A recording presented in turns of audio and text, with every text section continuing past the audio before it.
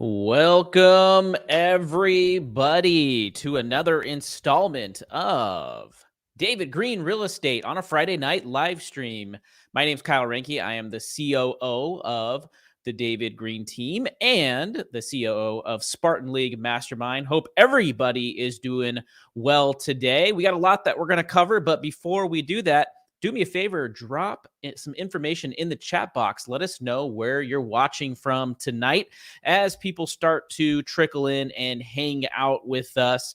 We're going to be talking a little bit about the economy. As a lot of you know, the Fed has recently increased the rates once again. They did a slight hike, about 0.25%. A lot of people were talking about that coming. We knew it was coming, and it's here.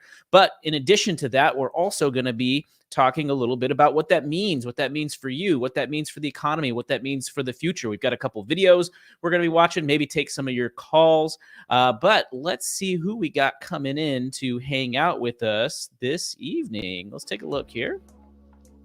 All right, so we got Kay Sill saying hello, saying what's up, y'all. Great to see you, Kay Sill, as usual. Danelle all the way saying, hey, good to see you. Kevin over on the East Coast, Lakeland, Florida. Great to see you once again.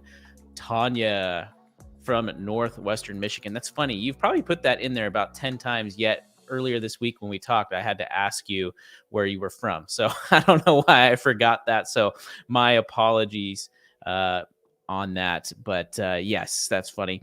Let's see who else we got coming in here to hang out with us. Okay, so it looks like...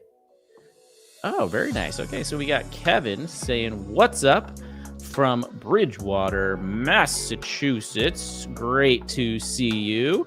Welcome once again to a David Green Live. And for those of you who are wondering, where's David? David will be here. He's on Instagram right now, live, getting everybody on Instagram to come over here to YouTube. So he'll be with us shortly, as always, arriving in David Green fashion. So nothing to worry about there. Let's see here. What else we have? Dora, what's going on? I'm not going to call you the Explorer this time. From Long Beach, not in Napa today. Hopefully it's nice weather down there in Long Beach. Yifty's got a question about Roth IRAs. We might get to that here in a little bit. Michael and Haiti watching from the northern part of California, Redding, California. Good to see you and welcome. Lisa, what's going on? Happy Cinco Day. What? Mayo already. That's right. We had May the 4th yesterday. May the 4th be with you. And today we've got May 5th. Very good. Devin, what's going on? Watching from Whittier. Great to have you here as usual. Let's see, what else do we have here? Oh, nice. Sylvia, Family Capital. Happy Friday to you as well. Paul Smith, watching from all the way in Atlanta. Welcome. And then, yeah, you're over in Bridgewater. Thank you for that. Yes. Oh, Devin says he used to live there as well. Let's see what else we got here. Michelle from Orange, California. My girl Angela from Pittsburgh. My other girl, Mikhail from Southern Cali. Hashtag Spartan League team. That's right. She's a member along with Angela. We got Rosalie here from Staten Island, New York. What's going on, Jody? Yo, hello. Good to see you as usual. Ken, happy Friday. Soon to be David. Yeah, he's coming. He's in the waiting room right now. Let's see if we can say your last name. I'm going to give it a shot here. Van Amerongen. Oh, Gen. Not Jen. Dang. Van Amerongen. Okay, I love it. Very cool. That must be Dutch. It's got to be Dutch. Who else do we have here? Will H just came from Instagram Live. I told you they were coming from Instagram. It's like coming from one planet to another. Kevin down in the OC. Our Kevin, what is going on? Alma from Glendora, California. My boy, Fish and Pete. I think you're from, let's see, I'm going to try to do this by memory, Merced or something like that.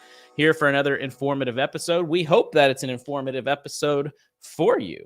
That's the goal here. And look at this. Sylvia says, I got a huge 3-family under contract this week. Biggest deal so far. Congratulations. That's really good to hear. My boy Javier, ni hao. What's going on? Good to see you as usual. Matt from Illinois. Aaron from Pasadena, Indiana. Matt Lynch, Illinois. Olia, hello, hello, exclamation point. I love it. Yes, Dutch, I got it. Yes, I know a lot of Dutch people, so that's how I know it. I used to live in a Dutch town. My neighbor across the street was from Holland. So I know the Dutch vibe very, very well. And yeah, Aaron, I am in agreement with you. Congrats as well. Terry, OC, representing. Great to see you. Let's see who else we got hanging out with us. We got Jeff saying he made it. Thanks for making it. Very cool. And Columbus, Ohio is where Jeff is from. Well, really, really cool stuff. And something I am looking forward to as we see you, Luis, from Las Vegas. We're going to be talking a little bit about what's happening in the economy right now. For the people that are just starting to trickle in right now, we talked a little bit earlier when we first started about how the Fed recently hiked the Federal Reserve rate once again by about 0.25%. We're going to be jumping in. We're going to be watching some videos, talking about that, getting David's opinion on that, what he thinks about that, how that affects, really, how's that going to affect your bottom line? How's that going to affect your pocketbook? How's that going to affect your family? How's that going to affect your future and your legacy that you're trying to maybe leave to your family or your loved ones? Chuck Norris, surfing on the surfboard there, Hawaii represent. David, what is going on, my man? How are you? Can you hear us okay today? We can't hear you once again, but that's a good segue for. I like David on the left. He looks better on the. Boom. That's cool, man. That's respect, right? Because you're like, well, it's my boss, so let's give him the respect he wants. Well, it's a good example of the David Green Real Estate Show, right? It's a great point. See, this is the thing. For everyone that says I don't like submission, I don't like that word. It's not that bad. Kyle just showed submissiveness right there, and it made me respect him more, right? I gotta submit to people all the time. When you're a cop, you constantly are submitting to people. When you're a business owner, you have to submit to your clients, right? We're here on Friday night making free content for you guys as a form of submission to serve everybody. So let's get rid of that stigma attached to the word submission. It's not a dirty word. We don't have to make it bad. Meanwhile, a collective shock of anger just went through everybody listening to this. Submission is a form of strength, David. It's a positive thing. Yeah, I would agree so. I mean, every time I go to jiu-jitsu, I'm submitting to the instructor. He's like, stop using your strength and use the technique. And if I listen, I'm submitting, right? Whereas I'd rather not have to do that. It's easier to just push that leg away rather than move my body around the leg. But it's better to move me. In fact, if you really think about it, successful business people are just the ones that submit the most. They submit themselves to what it is to be a good salesperson, a good knowledgeable person, a good servant. The better you are at submitting, if it's the right kind, that doesn't mean rolling over and being useless and just letting someone carry your lifeless dead corpse. That's annoying. We don't like that. But when you're submitting to excellence, you become better at what you do. And that's really what we're preaching tonight. A strong man is on his knees. That's good. Ooh, that's really good. And yeah, that's true, because the fact of the matter is we all submit in some way. It doesn't matter how strong you are, how powerful you are, how good of a businessman you are or businesswoman you are. We all have to submit. Yeah, and Aaron says it really well. We all submit offers. This is very true. Yes. Different kind of submit, but yeah, that's it. The better you are at submitting offers, the better you're going to build wealth. Awesome. Well, Will, happy Cinco de Mayo to you. And we are just as excited, hopefully, as you are to talk about tonight's topic.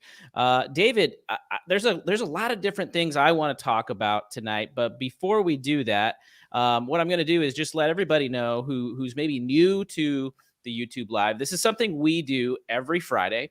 And it's right here on David Green Real Estate on YouTube from 5 p.m. to 6:30, 7 p.m. And we do this basically rain or shine, as long as David's not traveling or we don't have something else pre-planned.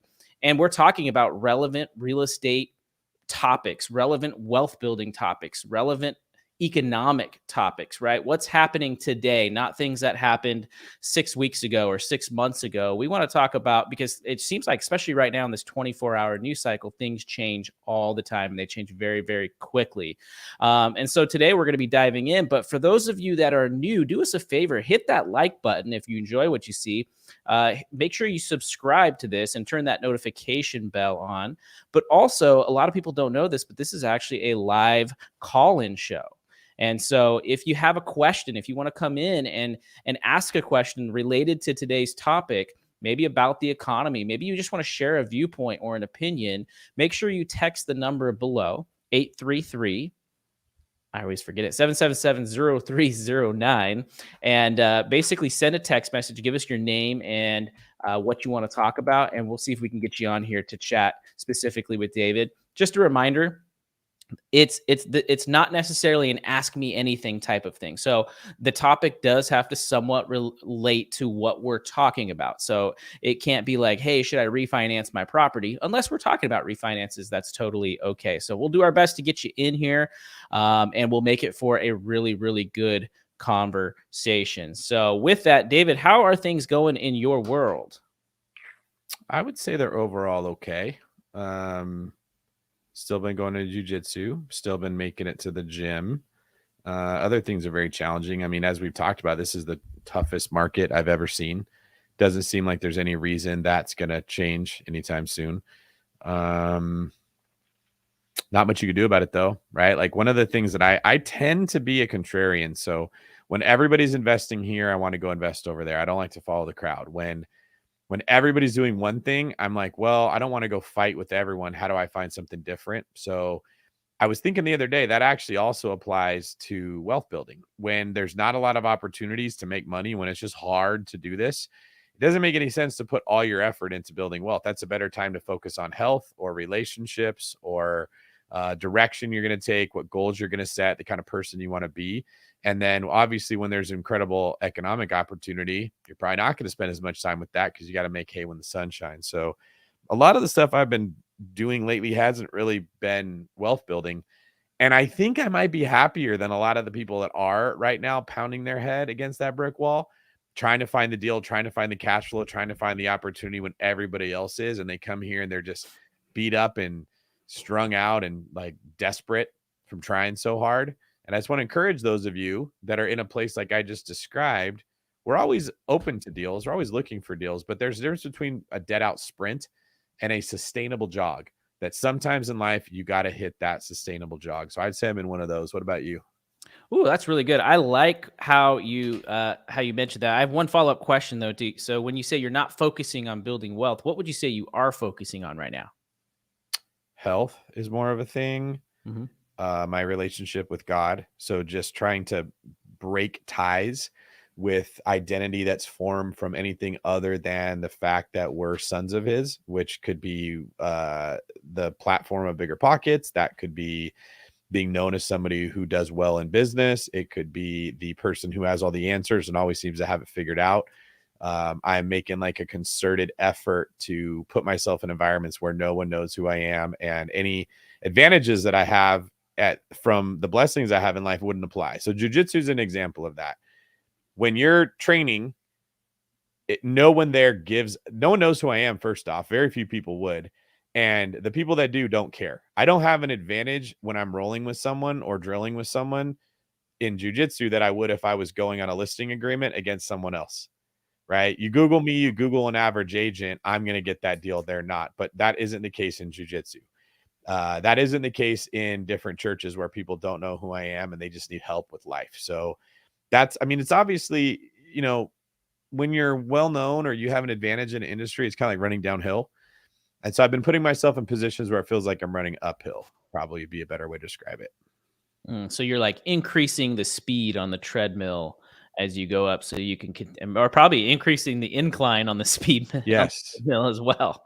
Yeah, Right? that's a much better way to put it, because like I see this comment here from Will, and he says, what specific signs would give us an indication that it's the right time to refocus back on wealth building?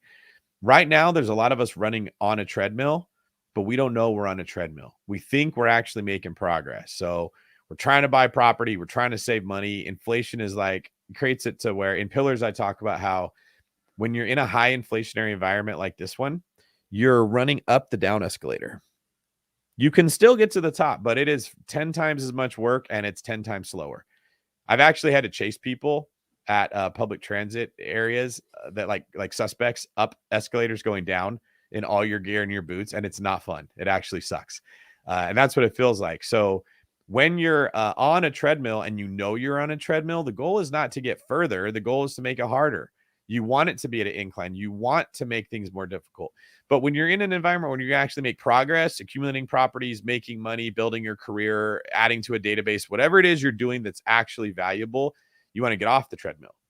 In that scenario, you want to like, well, I need to go run and I want to try to find the most downhill road possible and run as quick as I can to accumulate as much wealth as I can.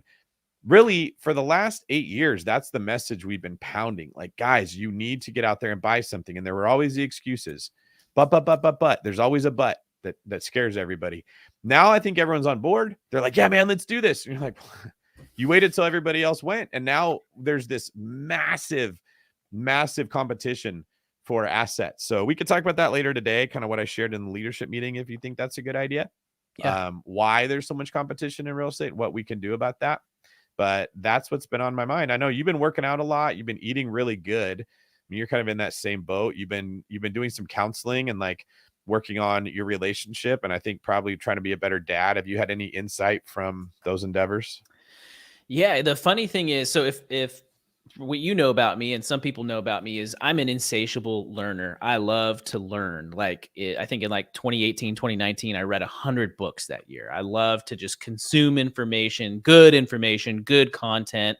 And I think the last like 8 to 10 months, I've been on that treadmill, or maybe the last year or two, on that treadmill that you're talking about, of like really trying to just work really hard, build my business up, build my credibility up as an entrepreneur, as a leader in my community, as a real estate agent. And I realized like my path or my desire for learning really kind of dropped. And I think it's just because my brain was so overloaded. This is something we talked about in Spartan League last night. And as a result, I found myself not wanting to learn anymore. And so then I'm not really growing anymore, because I really think one of the ways we learn or we grow is through learning. And that part of me had gone away. So I've actually pruned away a lot of things, a lot of maybe the bad habits in life, like eating bad or stress eating, or, staying up too late or scrolling on TikTok or other apps. So I've deleted some apps that I don't need anymore, that don't really contribute. And I focused more on meditation, focusing more on reading like actual good nonfiction books. I posted my morning routine in the Discord channel for the Spartan League. And as a result, I have this like new sense of clarity, or at least it's starting to open up, which is really cool. And I'm not on it feels like I'm not on that treadmill as much. And if anything, it feels like I've got so much more opportunity in front of me.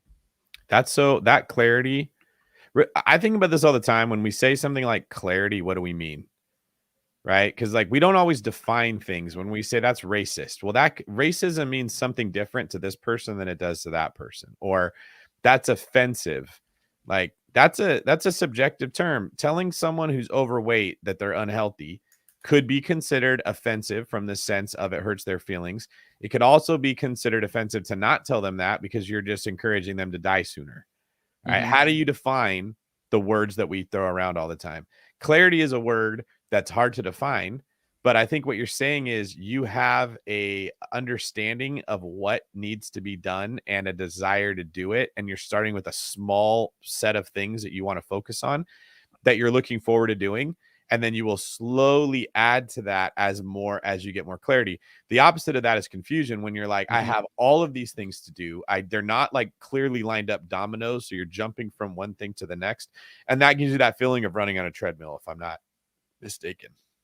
Yeah, and I think for me, clarity a lot of times means less fogginess, right? Or less haziness. And I think the less foggy that things are, the less hazy, the more open I am to ideas or creativity or just whatever God has in plan for me. So a lot of times we're on this treadmill and we're not really going anywhere, because we're so fogged out, we're so numbed out to reality. And so because I've been able to push a lot of those things away, I'm opening up to new possibilities, which is really cool. You know what my jujitsu instructor told me yesterday when I was leaving class?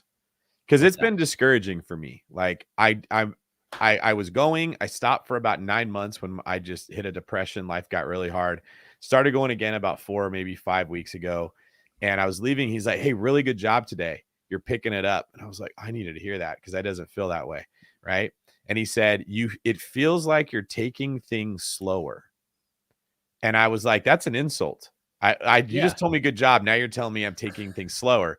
So I kind of stopped and I was like, are you saying I'm dumb or like I can't do this? I'm not good at it. And he said, no, the first time you came, you were in a rush to learn as much as you could. You had all these questions and you're trying to figure out all this stuff. And I interrupted him and I'm like, oh, so what happened is I had more in my head than what my body could do. And he kind of smiled. He's like, yeah, like all that information doesn't help you. It's better to just focus on the thing we're teaching and just make that muscle memory and just get good at that thing before you try to learn the next thing. And I said, yeah, you're right. Like if you get more in your head than what your body can execute, it doesn't help you. And Mm-hmm. what you just said brought that full circle for me. there's a I'm not the only one making that mistake. People show up to these YouTubes, they listen to podcasts, they read books, they gain all of this knowledge, all of this information, and it gives you this feeling of progress. But you don't do anything with it that makes you money. You don't do anything with it that builds you wealth, right? It can be addicting to learn. Learning can be a drug in the sense that it creates dopamine and it creates a feeling of progress, but it doesn't always work. So for those listening today, instead of thinking, what more can I do? Ask yourself, what less can I do? Can you be like Kyle? Can you take things off your plate? Can you get rid of stuff that is not giving you a return on your time and confusing you and whittle it down to the basics, like what I'm trying to do right now with jujitsu and just practicing these basic movements until they're muscle memory and I don't have to think about them anymore. And then slowly add something else on. So that feels like an oxymoron, David, because how are you telling, a type A achiever person to slow down, right? I think that's the struggle that a lot of people have internally when they first hear an instructor or a mentor like yourself say, "Hey, it's okay to actually slow down right now." Well, okay. So what I would say is my instructor wants me to slow down on how many things I'm trying to learn Mhm. and speed up on how many reps I'm putting in with the things I've already learned. Okay. So like we were learning a way to escape from being mounted, which is like when a person gets on top of you. And it's weird movements that you're doing. Like you're turning on your hip and then you're trying to pull your knee up into your stomach. And it's not like I don't do movements like that. So I just get tired faster than I wish I would because I don't use those muscles in that way. If you went and put somebody next to me and we were like doing bench presses or curls or shoulder, like something I could outwork most people, I can do that. I can be there for 3 hours. But it's just like practicing getting thrown down and standing up from being down on the ground and you weigh 240 pounds.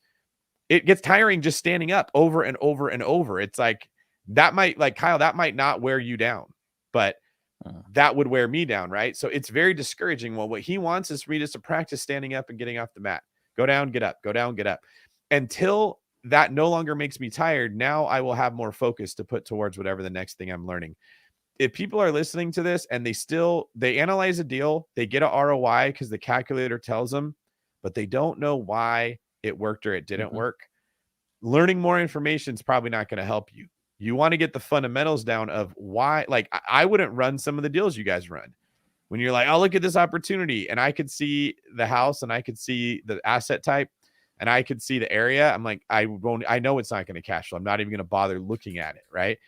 If you don't know why, it doesn't make sense for you to learn new stuff. So yeah, slowing down means doing less, but doing a less of a variety of things, but it doesn't mean doing less work. You want to keep the effort you're putting in onto fewer things. Yeah, that's real. That's really good. That's funny that you talk about that because that exactly was a conversation I had earlier today. I had a coaching call, and the person that I was working with said, "Kyle, I feel like I want to get into seller financing." Oh, okay, cool. What do you mean by that? Well, I want to learn how to do seller financing. All right, great. What have you done so far? And he told me, well, I've listened to podcasts, I've read blog articles, I've talked to different mentors, and I've learned a lot of information. Okay, cool. What are your next steps now? And he basically told me like, well, I probably should go learn more. And I was like, well, you can learn everything in the world about something, but you're not really going to actually learn how to do that thing until you actually start to try to do it.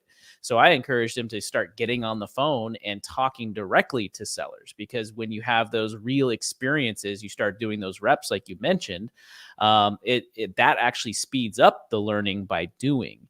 And it sounds like you're in the same boat. And then now you're starting to get traction. And I would imagine, David, you're also starting to see, the more you practice those reps, you're seeing different patterns, or you're seeing different angles about how, when I know nothing about BJJ, but like when you move your arm one certain way and the guy responds a certain way, that allows you to do X, Y, Z. Are you seeing like different patterns because you're getting all those extra reps? See, that's a perfect question that you're asking.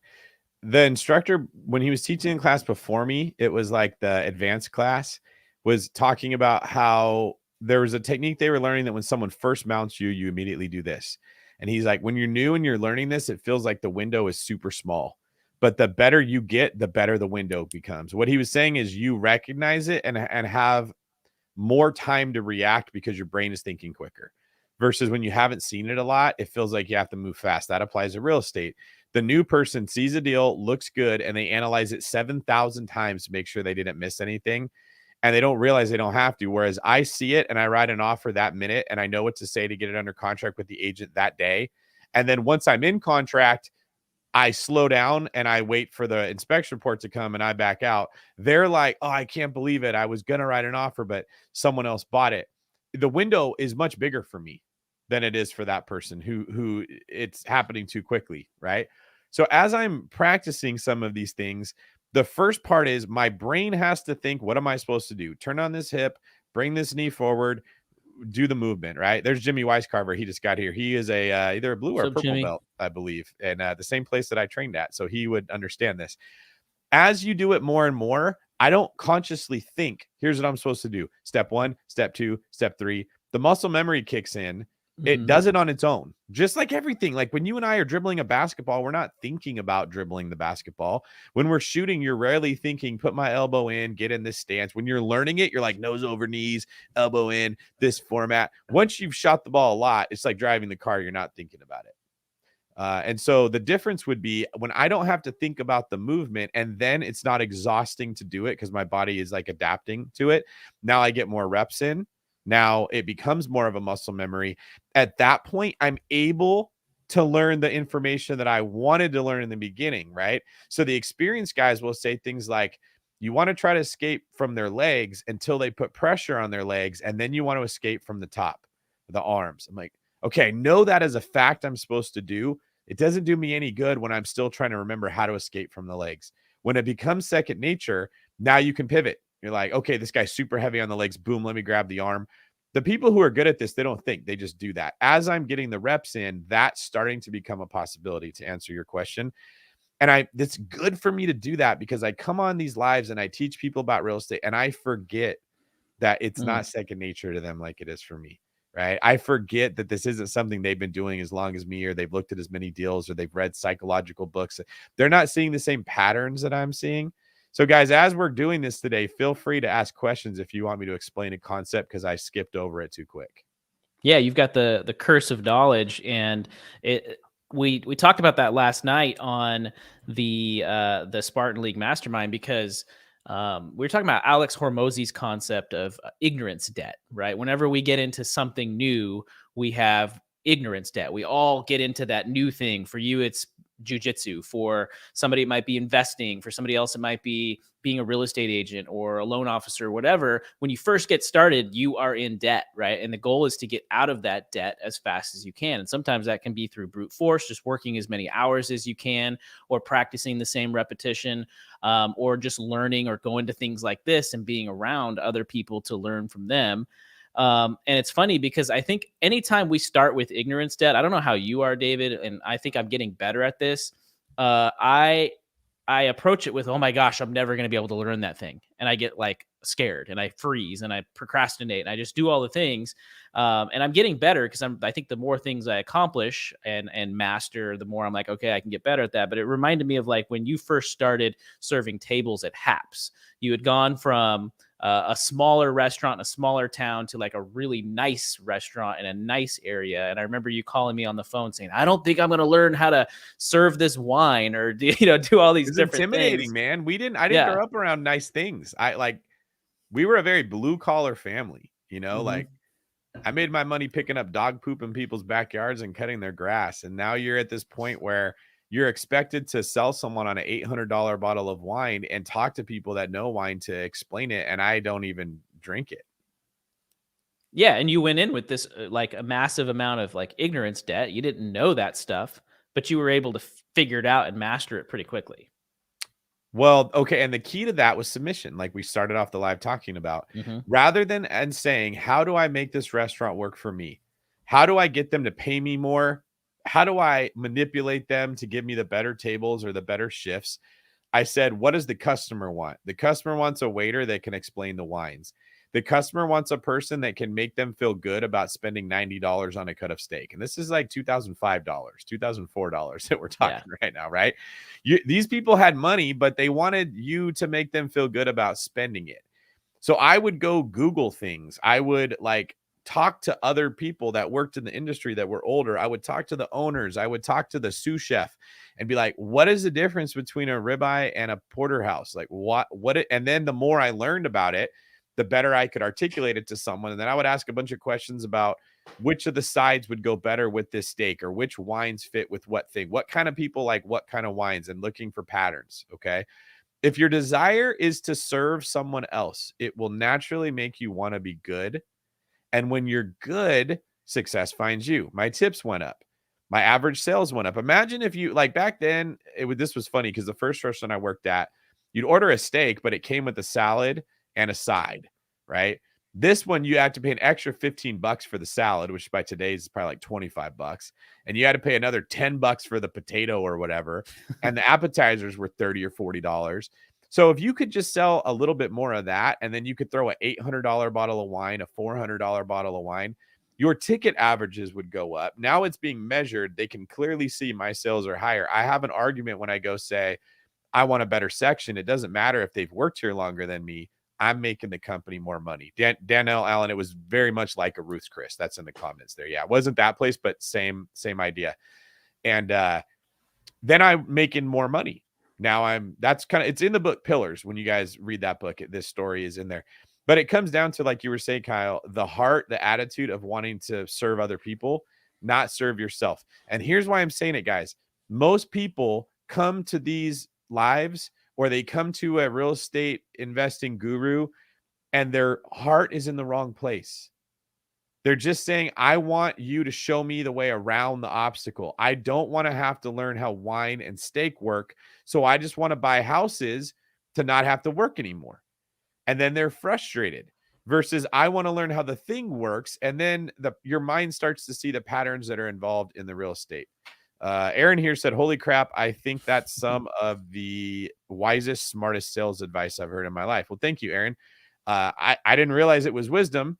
It just comes from an attitude of I want to serve and I want to be good. And that's when I was talking to you, Kyle. I was like looking for some encouragement, dude. I'm in over my head. I'm not good enough. I'm a white belt around a bunch of purple belts right now. They know way more than me. I don't know if I can keep this job. And that created the incentive to want to go out there and learn the stuff and get better at it. But Yeah, so go ahead. last thing, you know how much money I graduated college with, right? A lot more than most graduates, for sure.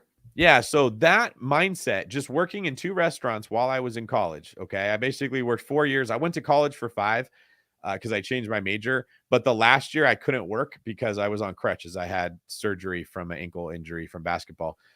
I had school paid for, my car paid for, and $100,000 in the bank from working the 4 years that I was in college and saving the money. And that was like waiting tables, right? I wasn't a big shot like some of the guys that work at the one brokerage, or some of the agents that are selling houses that are making good money at a young age. That approach, even in blue collar environments, can still build significant wealth if you're consistent about it.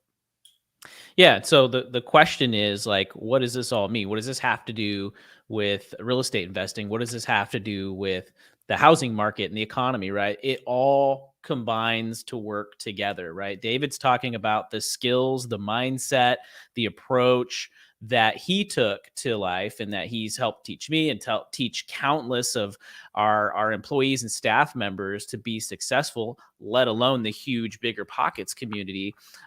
This all applies, right? So keep these things in mind as we go in and talk about the economy. And David, I do want you to share a little bit about what you shared today in our leadership meeting And you also shared earlier this week about the housing market, right? And why real estate continues to be a strong asset despite what's happening. But before we do that, I'd like to jump into the video first. And just as a reminder, if you guys have a question about tonight's topic, you can text it to the number on the ticker below. And do us a favor, if you're enjoying this, hit that like button right now. Hit that subscribe. We got to get this channel bigger and bigger, as Sylvia Family Capital says. So do us a favor and hit that button. So we're going to watch a video that came out about 3 days ago. So this was before. They're going to be talking about the Fed hike rate of the Fed rate hike coming in a couple days. It has since happened. So this is a little bit before. So this is 3 days and it's still considered old news, but it's a good talking point for us to jump in. This is from Valuetainment. Patrick, Bet, David. I feel like they're putting out some of the best content right now regarding the economy, and it's really straightforward and quick, and also easy to consume. Okay, so I'm going to hit play here, and we will get it going. Decline in 11 years, biggest annual decline in 11 years. It fell 2.4% in March to an annual rate of 4.4 million, marking the 13th time in 14 months that sales have declined. According to National Association of Realtors, the March drop follows February's surprise rise of 13.75% from the previous month. The slowdown in the housing market is now affecting prices, which fell 0.9% year on year to median existing home price of $375,000. Folks, there's nothing in Florida. South Florida at $375,000. This is places like Toledo, but the housing market is slowing down due to a rise in mortgage rates, high home prices, and low inventory levels. Housing starts, which measure U.S. home building, fell 0.8% in March from February, according to Commerce Department. The number of new listings in March fell 20% year over year, while the inventory of home sales is 1% higher than in February and up 5.4% year over year. The cooling housing market is caused by a cooling economy, the prospect of a recession within the year, the high inflation, which is being fueled by housing cost prices. Tom, while I'm reading this story, Powell is getting ready to potentially do something with the rates. What do you know about what he's going to do? Is he going to raise rates? We're hearing mixed stories from a lot of different people. What are you expecting to happen? Well, if Kai will get the T-shirt up for sale, we have the 2028. It says "Fight inflation, save the cheerleader." It's up there somewhere, Kai. You got to get it into the storefront on Valuetainment.com. What else, Tom? Go ahead, keep going. So here's what's happening. Powell is coming up, I believe, in the next. He's heading up the stairs right now because the Fed is meeting right now, and there's going to be announcements in the next 24 hours, and then also a jobs report by Friday, Cinco de Mayo, in which we're going to hear, I think, a 0.25 point increase.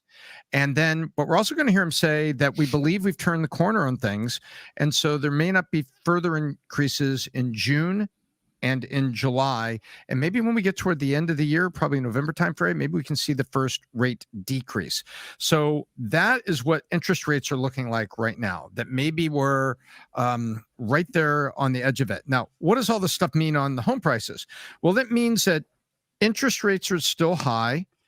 People are reluctant to put their homes on the market. Right now, there's only 980,000 listings available in these United States. 980,000.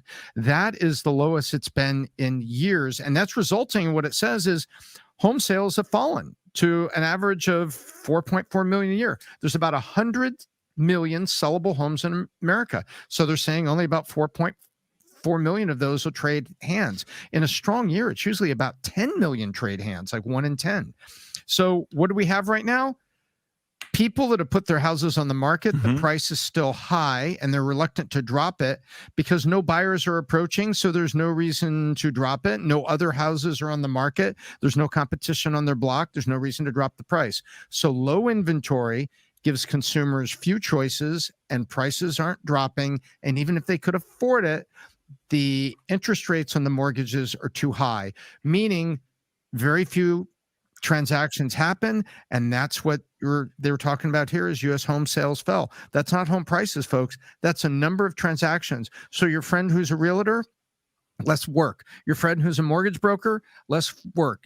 working for a title company, anybody that's in real estate, it's got less work and having a tough time. But there's no recession here. No, they changed the definition in real time. Remember that. So that's what's going on, Pat. But we're going to see, I think Jerome Powell's going to be, walking back down those stairs out of breath on Wednesday afternoon after giving the cheerleader one more shot. And Tom, do you think even with all this stuff that's going on and his lack of concern for the cheerleader and with the numbers that they're seeing, Silicon Valley Bank, and then, First Republic, how many people you think are calling him saying, dude, what are you doing? The more you raise the rates, there's more banks. We can't afford it. Like, how many people you think are trying to get that message across to him? Of course, we know who's not making that call. Who isn't making that call? Jamie Dimon ain't making that call. Jamie Dimon is making a call and saying, hey, Jerome, listen, if you want to raise the rates even more, go for it. I will totally support you. I understand. It's not fair what's going on. It's Jamie. Maybe as a precaution, take a half point this time, just as a precaution. Right. But he knows, you know who wins the more he increases the rates? The big banks. The more he increases the rates, the more big banks win. The less he increases the rates, the less smaller banks win. So do you think people are making that call? Do you think the White House is making the calls? Do you think the chairman and CEOs of banks are calling and saying, hey, can you relay this message to Powell? Or do you think none of that is taking place right now? I think everybody is calling. There's a group of board of governors for the Fed that all vote on this, but Jay Powell is the leader. And I think you're correct. Everyone is calling him. And I think it's going to be a good Cinco de Mayo for one part. And this is what I mean by it. I think the jobs report is not going to be catastrophic, but these layoffs are going to be very real. But I think Jay Powell is going to come out and say this quarter point, and I think we're at a moderation of inflation. I think maybe we have turned the corner, a prudence of a flat policy over the summer. If he says phrases like that, everybody's going to say, oh, the worst is over. And you're going to see a stock rally this week, I believe, and that ends on Cinco de Mayo. But on Main Street, it isn't Cinco de Mayo yet. On Main Street, it's still layoffs, housing, as we've talked about. And yeah, Pat, I think there's many sectors that are out there that wish, look, if he wants to really, okay, we'll use another word here. If he really wants to goose the economy, then all he does is he drops things 2 points tomorrow morning and makes cheap money out there. He won't do it. He shouldn't. He's not, but I don't think that's the right move. I think history is going to be kind to Jay Powell that he was able to tame inflation without cataclysmic unemployment. But I think there is going to be a bit of a recession. People are saying 89% chance. You got the Wall Street bankers today, 86% chance on a wide survey of Wall Street bankers and analysts saying we're going to have a recession, probably Q4, Q1 is what people are now pointing to. That's all part of getting through the inflation and getting back to here's what Berkshire's Charlie Munger just said. He issued warning for U.S. commercial property.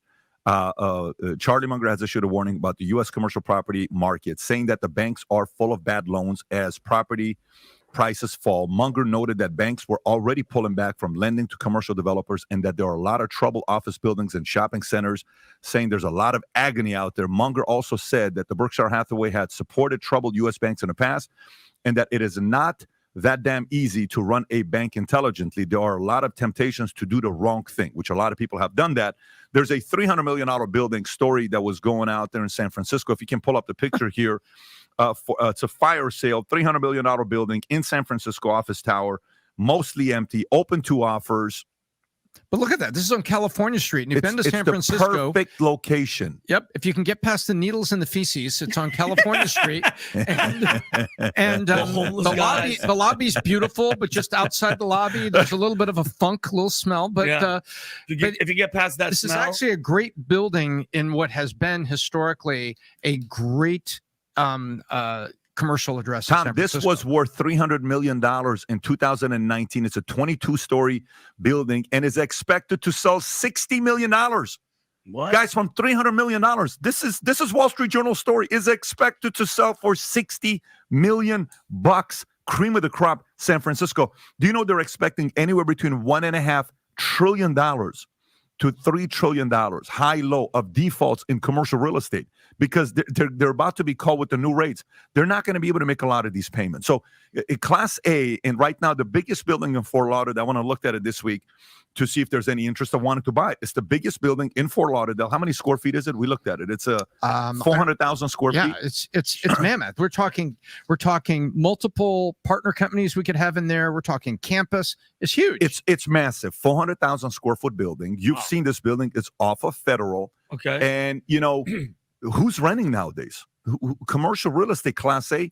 Businesses are not renting those types of offices today. It's a lot of things has happened to commercial real estate the last 3 days. If there's any sector of the market, specifically real estate, that got hit because of COVID, it's commercial real estate. You know what is doing well in commercial real estate? Industrial buildings. Because industrial, they need spaces to go in there, do manufacturing, do all this other stuff. But when it comes down to the high rises, this is going to be just the beginning. Guys with cash in the next 6, 12, 24 months are going to have some very, very weird opportunities to buy buildings. There's going to be so many auctions going on right now. If you got cash, you could pick up some real nice properties today, specifically in commercial real estate. And I think when you look around, sometimes you can't see what's happening in businesses. But let me tell you, this is a strong economy overall. This is the United States. We're not going away, and we're still the reserve currency. But I'll use Valuetainment maybe as like a little case study.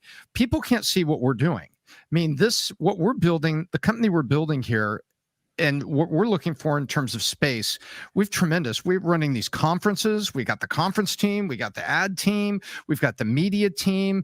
Decentralized media is here, and that is the bedrock of what we're growing. Your podcast is here, Jedediah. There are so many things that are going on. So when you hear this, there are companies like us, and this is what we're doing in media, looking for huge opportunities. And we're about to find huge opportunities because the property's on sale to go do the kind of things that we're already doing and already in position to do. So if you like, All right. So first question for you, David, is do you know where they're getting that phrase from?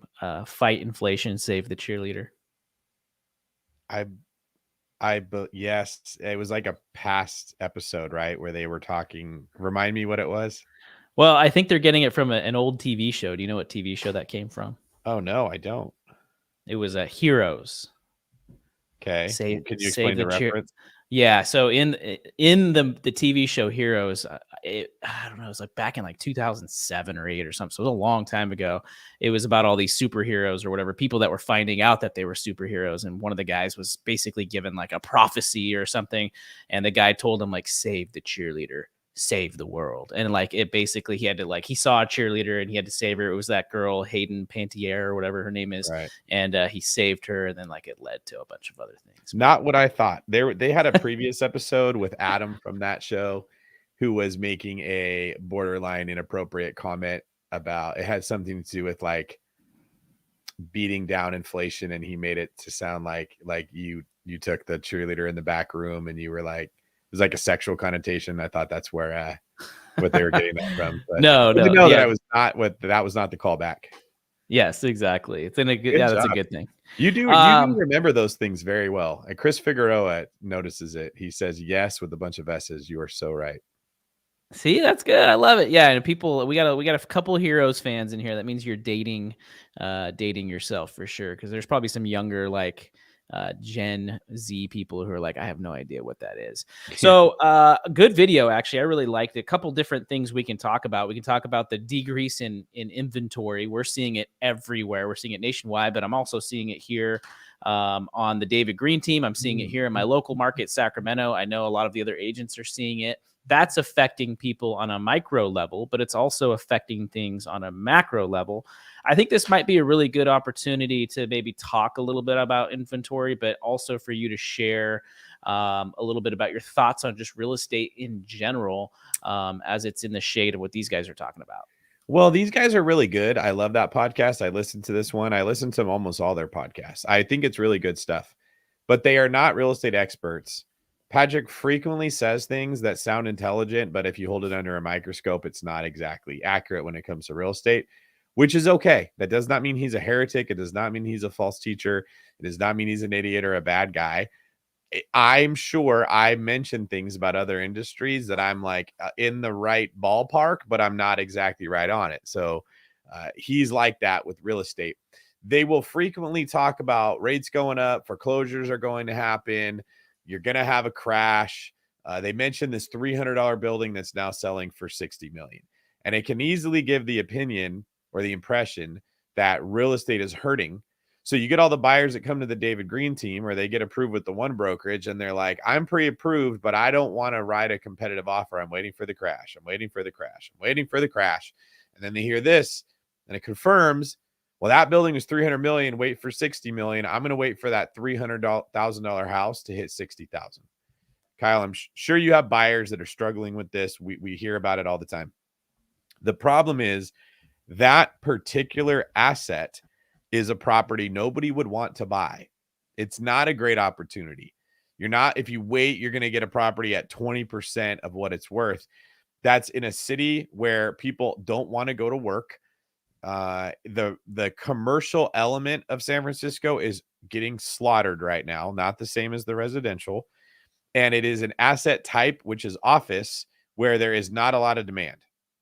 Very simple. There's too much supply for the demand in that area. The price is going down on that asset class. But that does not mean that the $1 million house is now going to sell for $200,000 over there and you just got to wait. That isn't happening. There's still too much demand for the supply, which brings up the problem that we're at. This is what we were talking about with the team today. If you go back, and again, the Gen Z people are going to have a hard time relating to this, so stick with me if that's you. If you go back 10 years, okay, we're in the year 2013, and you wanted to invest your money, you probably listened to Susie Orman, you listened to Dave Ramsey, you listened to maybe, who's that, Jim Cramer, okay, and you had options. You're like, do I want to put my money in stocks? Do I want to put my money in bonds? Do I want to buy treasury bills? Do I want to buy municipal bonds or government bonds? Do I want to buy a CD in a bank, or do I want to keep it somewhat liquid and I'm just going to put it in a savings account? Do I want an ETF? Do I want to buy real estate? Do I want to invest in .com stuff? Do I want a mutual fund, or do I want to pick stocks? Do I want to start a business? I knew a lot of guys that were buying moving trucks or buying water trucks, and they would go to a construction site when they were building a lot of houses, and they would drive this water truck around and spray down the dirt so that it didn't blow into the neighbors' homes, right? What are some other investment opportunities that people might have had? Like recently we had crypto and we had NFTs. You could put your money into that. You had a whole spectrum of options, from incredibly safe, put it in the bank and boring, to more risky, buy a penny stock. Okay. You had to just basically weigh how much risk do I want. And like with a CD, I remember I put money in a CD and I had to wait like 18 months before I could get it out. So there was still some kind of a penalty. Like if you do this, you lose access to it, or it's more risky, or it's more work. Real estate investing was never popular because it's way more work than just buying a stock and waiting. Of course. Okay. Short-term rentals were not even a thing. It wasn't like what type of real estate. It was just any kind of real estate. Then we had REITs, real estate investment trusts, mutual funds that were put together that were more risky type of thing. That was what a lot of people were doing is, okay, I'm going to invest in stocks, but what kind? Do you want a safer bundle, or do you want a riskier high yield? That was how everyone looked at it. We now have so much inflation that if you invest in anything that's getting less than a 10 to a 15% return, you're losing money. This is hard for people to understand. If With you're air earning quotes. a 9% return on your money, or an 8% return on your money, you're probably losing value. And so where's the one asset class that you can get? Well, let me go back a couple years. Do you remember the crypto and the NFT boom that we had fueled? That's because you could get a really good return on your money. Now you were taking risk, but you could still get a return. That's gone. So Kyle, where can you put your money that you could beat an 8, 10, 12, 15% return? What options do you have? There's not many. I mean, like real estate is really the only vehicle that I'm aware of. Yeah. And I'm curious if anyone here in the comments has an option that they think can get a 15% return. Now, I know many of them are listening to this and they're going, wait a minute, where can you get a 15% return? You cannot get a 15% cash on cash return. But again, this is where people have been misled. And I talk about this in Pillars, how easy it is to mislead the public. Marketing companies, advertising companies, everyone does this. When we say return on investment, ROI, we're actually referring to cash on cash return, which is one way that real estate makes money. But the return on investment really should include every way that real estate makes money. The internal rate of return is much better than that. The internal rate of return would include the appreciation, the loan pay down, the cash on cash return, the value add. Did you go in there and add to the property and make it, you spent 30 grand to make it worth 80 grand more or something? So you created $50,000 of equity doing that. There's was there other ways that you made money during the time that you had the property? What about tax savings? Did it save you 40 grand in taxes, right? You throw all that in there, and while your cash on cash return over 3 years might have only provided you with 10 grand, you might have made 150 grand when you include everything all together. Smart investors understand that. They look at the internal rate of return. Thank you, Jason and Kyle. You both mentioned tax benefits. I was forgetting that, right? That provides the only way that you can beat inflation at all right now. And while we're speaking to people that are sort of, I don't want to say they're financially illiterate, but they're not experts. Like, I'm a jujitsu illiterate. I go there. I know more than the average person. I don't know anything compared to a Gracie that grew up doing this since they were 4 years old. Their entire, they would laugh at me, right? Most of us that are on this group here, we compare ourselves to the average person. We know way more about real estate than they do. That's where I am with jujitsu, comparing myself to nobody. But when we compare ourselves to people that work for private equity, hedge funds, professional real estate investment trusts, like Blackstone, it's not even close how much knowledge they have, how much resources they have, how many things they are analyzing within a deal. They understand it better than we do. We're at a very big disadvantage. And the problem is, all the money that we created from the stimulus has to find a place to go. It has to get a return. Money has to go to work, especially when it gets put into the hands of wealthy people that expect a return on their money. It's not like us where I just want 50 grand in the bank to feel safe. They're like, no, I have 50 million. My job is to turn that into 100 million. I have to put it somewhere. Where are they going to put it, guys? They're not going to put it in the stock market. They're not going to buy bonds. You saw what happened to these banks that are buying bonds. Has anyone thought about that? Let me get on a soapbox for a minute. How does a bank go bad because they bought too many bonds? It's the safest thing to buy. They didn't get bad loans. They didn't loan money to people that lost it. They didn't incorrectly analyze the risk of a borrower. They incorrectly analyzed the risk of how fast interest rates would go up. That's like you ate too much broccoli and you got broccoli poisoning. That shouldn't happen. Okay, like it's basically playing conservative will get you losing right now because of inflation. You have to put your money somewhere. And there isn't anywhere to put it that beats inflation other than real estate. So while all of us are sitting here going, man, this market is so tough, it's so hard, interest rates are high, homes are unaffordable, it is by far your best option compared to anything else that's out there. In ways, it's the only option. So you have too much demand for not enough supply, and that's why these properties keep selling. And if you think that the average home is going to drop from, 300,000 to 60,000, like the example that they gave about the commercial building in San Francisco, it won't, because Blackstone or someone else will come in and buy it because it's the only option they have. So as this is my fear, this is what we talked about. We may have a couple, there could be some more price dips. They might jack rates up to a 10%. It'll shock the market.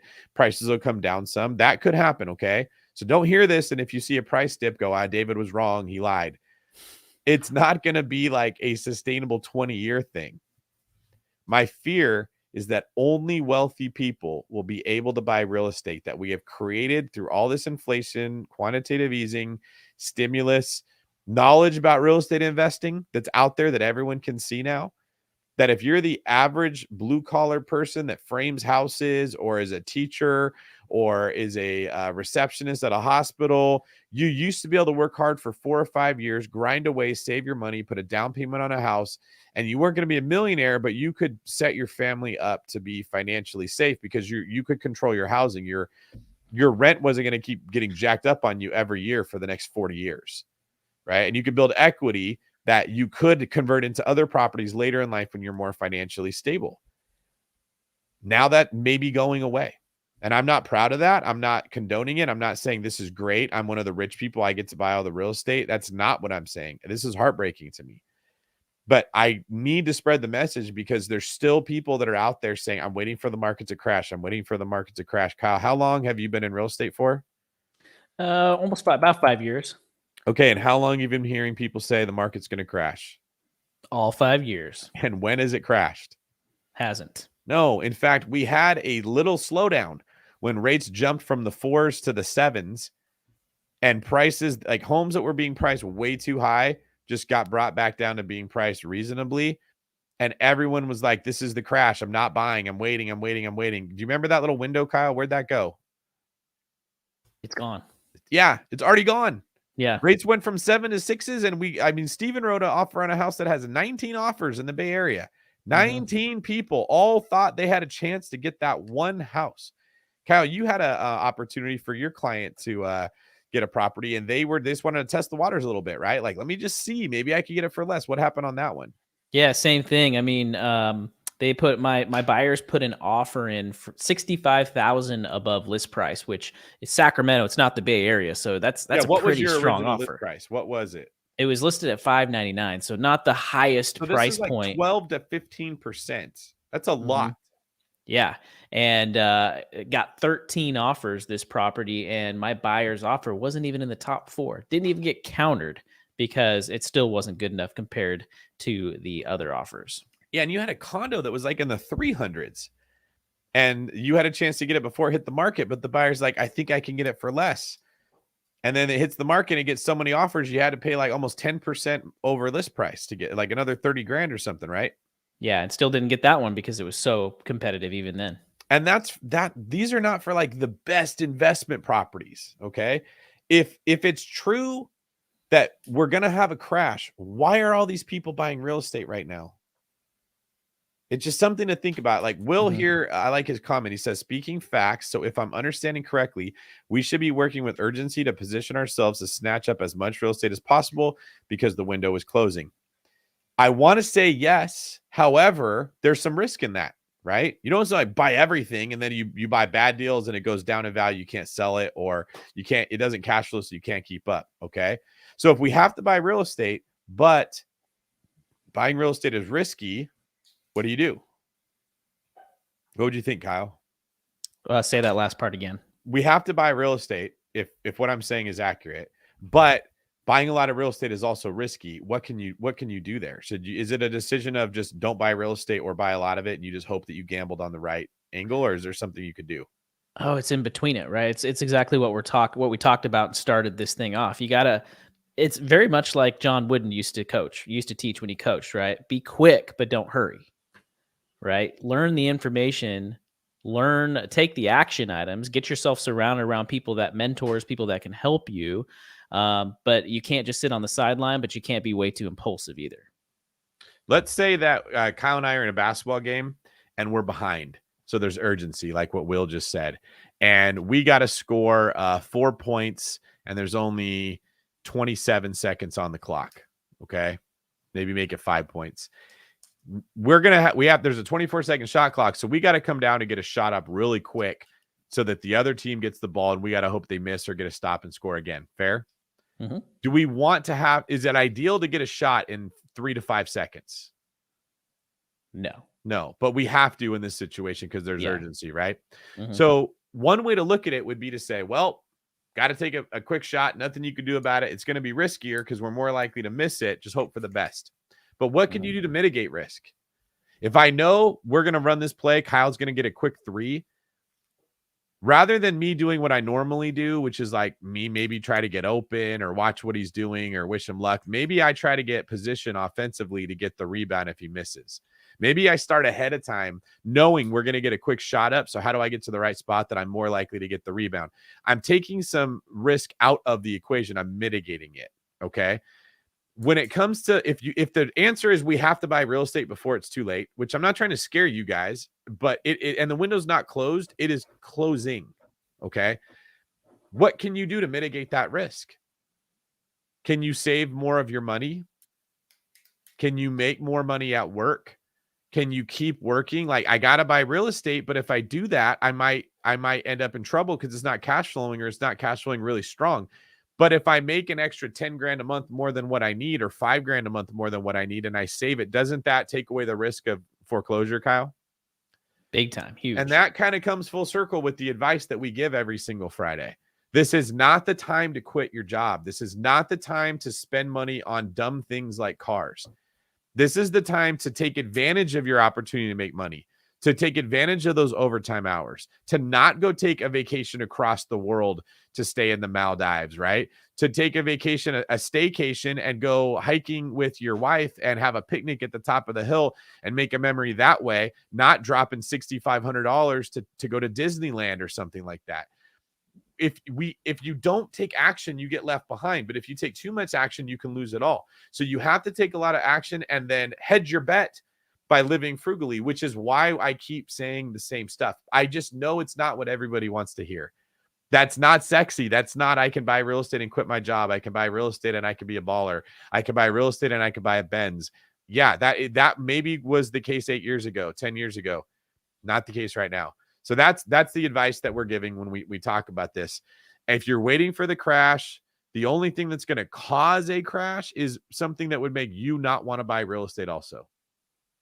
Okay, like we go to war and everybody's gone and they're overseas and there's no one to rent properties, or the economy completely goes into a massive depression. That can make prices go down, but you're not going to be buying up all the real estate because none of your tenants are going to be able to rent it.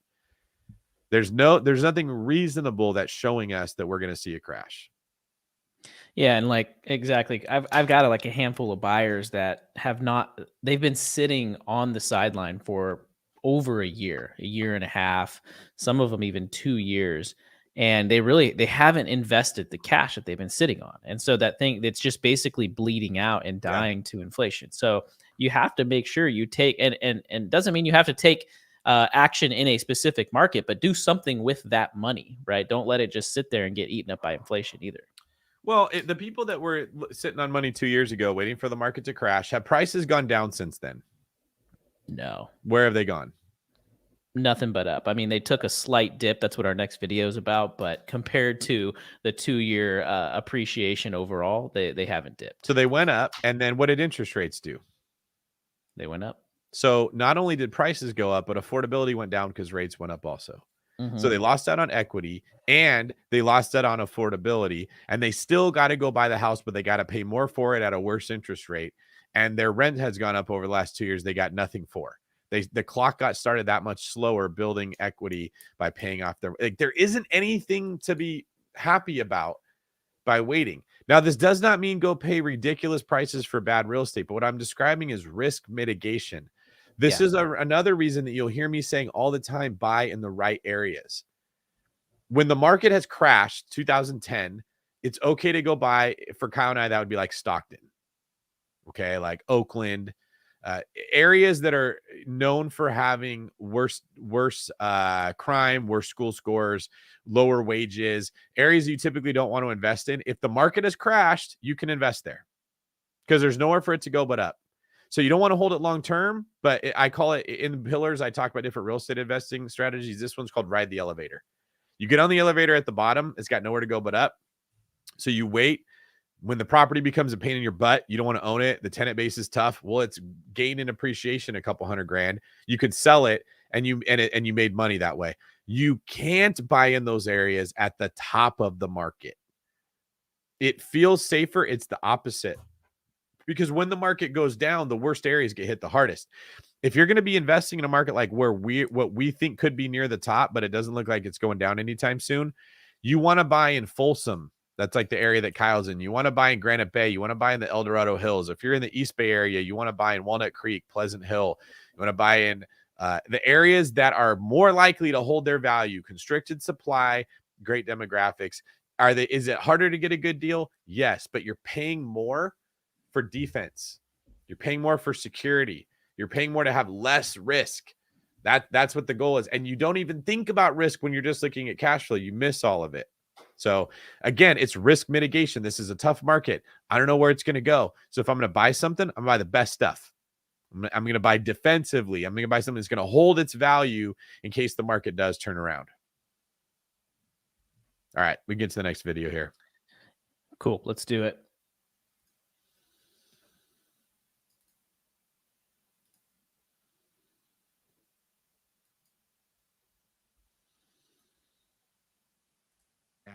So give you guys a little bit of background. This one just came out, I believe, yesterday. So this was after the Fed raised the rates. What do you know about what's going on right now? Well, we have an economist in the house, so maybe we talk about the economy and talk about the Fed yesterday. Well, as we like to say on this program, Jerome Powell did what he said he was going to do. He head upstairs and saw the cheerleader and pounded the economy for another quarter point. However, in his comments, the comments that Jerome Powell made, everyone was expecting him to have everybody reads the statements of the Fed, and we were looking for a moderated statement. And after this, I anticipate maybe a flat summer. And he starts talking about manufacturing in mid-year. Instead, he said, I got to watch this economy because, like training a dog, there may be more firming necessary. And when he said the word more firming necessary in his comments, Wall Street got nervous, and you saw the whole banking sector yesterday. It wasn't just First Republic contagion. It was concern that he used more firming may be necessary, which means in June, they think rates may go up. So what's going on right now? The most likely scenario, and I'm gonna go out and say this. So this is what I think, PBD. Everything I've looked at, I don't think we're going to see a rate increase in June. I don't think we're going to see it in July, because it's every 6 weeks, folks, that the Fed gets together with their board of governors and they all meet. And I don't think there's going to be a rate increase. Then we get all the way down deep into September. What I do think is we are, and 88% of the analysts on Wall Street believe we're going to have a mild recession that is evident in the November timeframe. That will push the Fed's hand, and I believe in December, you'll get your quarter point drop because they'll want to put liquidity into the economy because combination of unemployment and a defined recession, and unemployment usually goes with recession because people are not employed, not buying stuff, which pulls back GDP. I think that's what's going on. I think we're about to have a flat summer, but we did not get the enthusiasm about tamed inflation that we thought we were going to get from Jay Powell. And he put the next quarter point on there, and it's not going to help the housing market. It's not going to help mortgages, and it's not going to help business liquidity. There's a big credit crunch right now, and commercial real estate is in deep trouble. What do you say about that? What are your thoughts? Hey, Rob, do me a favor. See if you can pull up like Bloomberg and see what the S&P is doing, whether it's up or down. Because S&P's down 30, yeah, Third of a point. 19. Yeah. So yesterday it Half a dumped point. right after. So my joke is that the way to be able to afford a house in Palm Beach over the last, I don't know, ever since Powell got appointed, was to short the stock market whenever he got on the podium. And there's been only one time when Jerome Powell has got on the podium where the stocks went up. Because even if he's got like good news, right, he can't, he's like selling sushi like raw fish, right? So the guy, it just doesn't make it. But what you've just laid out is kind of, I think that's like hope is not a strategy. It's the Mike Tyson thing that you've got to plan when you go into the ring until you take the first punch in the face.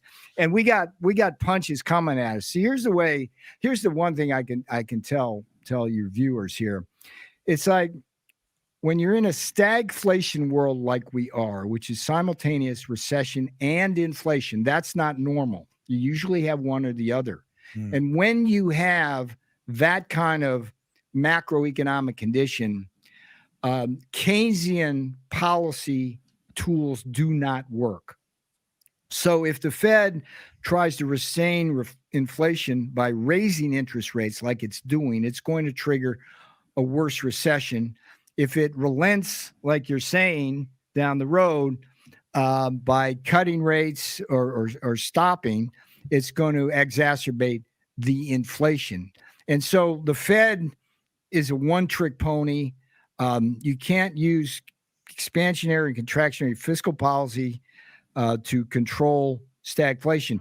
The answer here, and this will be for the campaign in 2024, is the only solution is structural changes in the economy. And right now, what we need to do in the very short run is for Kevin McCarthy and the Republicans to hold the line and get a deal where you cut back some of those extravagant expenditures by the Biden regime, because part of the inflation is what we call demand pull inflation, too much money chasing too many goods.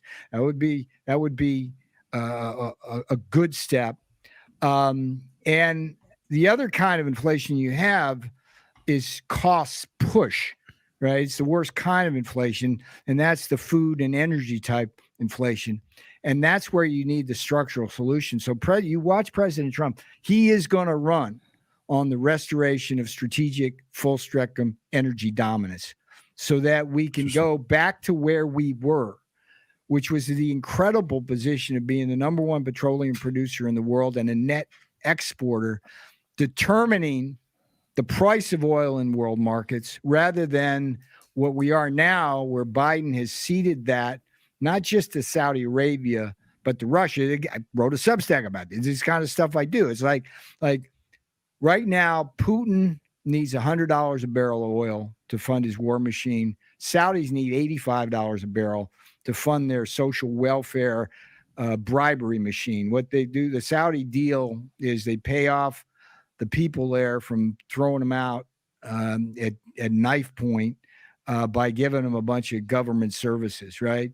And so we're going to have oil, which is going to be $85 to $100. That's going to drive up food prices for the next 2 years, instead of the $60 barrel oil we averaged under Trump. So that'll give you a flavor. But you know, if God forbid I were Fed chair, I'd be telling the White House and the Congress is, hey, I can't solve this problem alone for you.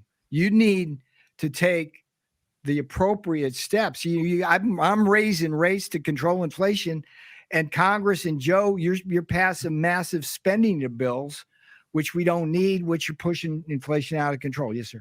I happen to agree with you on one thing. There is Just American one? energy. No. There's just messing with you. Come on, give him the bar a little I credit agree with you here, on a Tom. couple things. So it's like, Jesus. by the way, That's a good troll.